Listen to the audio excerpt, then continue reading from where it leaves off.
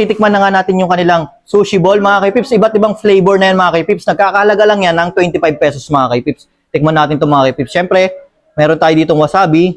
Lalagay natin to dito sa kanilang sausawan. Yun.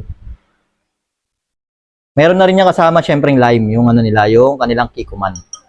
Ngayon, siyempre, tikman natin yung kanilang, ito, yung sushi roll nila. Ano tawag dito, madam? Mango sushi roll. Tusukin na natin ito, mga kaipips, kasi mahirap tong chopstickin. Ayan, may mayo na din yan. Ayan, oh. So natin dito. Tapos tikman natin.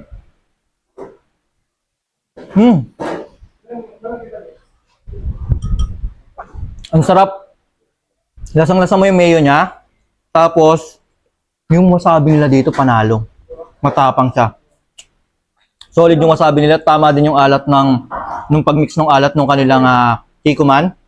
Sa ano nila, dito sa sushi ball nila, panalo yung lasa. May unting alat siya.